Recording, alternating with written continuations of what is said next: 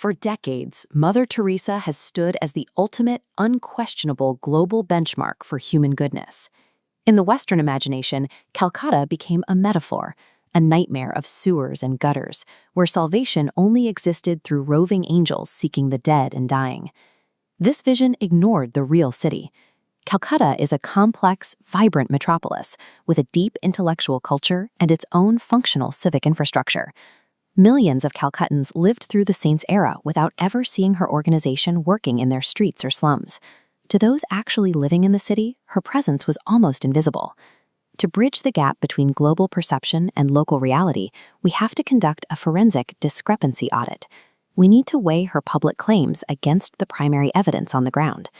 Understanding the world's most famous humanitarian requires us to strip away the biblical PR and look exclusively at her operational ledger. The global public expects the missionaries of charity to be the primary responders to any major disaster in India. In 1993, the Latur earthquake left 8,000 dead and millions homeless.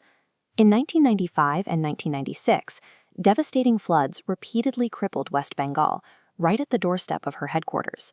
During these crises, the missionaries of charity remained completely inactive.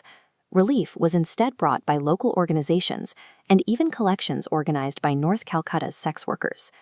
Mother Teresa's actual schedule reveals her priorities.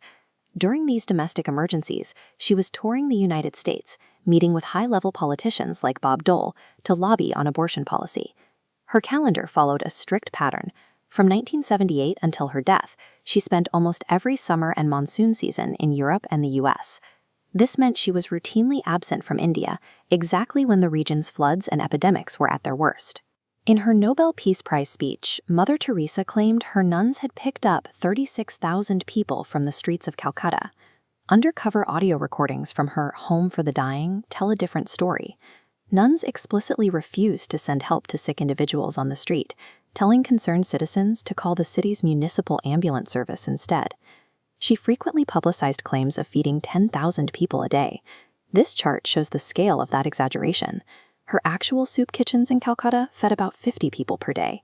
These meals were restricted by a strict food card system. No new cards were issued between 1994 and 1997, effectively capping the organization's charitable output. Even the ambulances donated by corporations were modified. The internal stretcher rails were stripped out to make room for sofas, converting the emergency vehicles into private taxis for the nuns. These statistics created a modern biblical parable of loaves and fishes, while the logistical reality was kept hidden from the donors. At the core of her operations was a harsh bureaucratic mandate, the absolute rejection of family cases. Desperately ill or dying people were routinely turned away if the nuns suspected they had even a distant, non-involved relative. In 1996, a destitute mother named Noor Jahan sought shelter at the Shishubhavan orphanage for her sick baby. She had been thrown out by a violent husband and had nowhere to go. The nuns refused her a bed unless she agreed to sign over all parental rights. To receive food for her sick child, the mother had to relinquish her children to the order forever. In 1988, Mother Teresa used a highly publicized midnight walkabout through London's cardboard city to present herself as the champion of the homeless. This appearance was a calculated smokescreen. Her real agenda in London was a private meeting with Margaret Thatcher to push for restrictive anti-abortion legislation.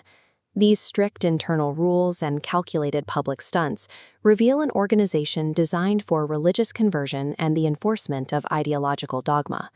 If the discrepancies were this massive, why did the world blindly accept the myth for decades? Global media figures like Malcolm Muggeridge actively protected her persona. The saintly savior narrative was simply too profitable and comforting to fact-check. This myth had a high price.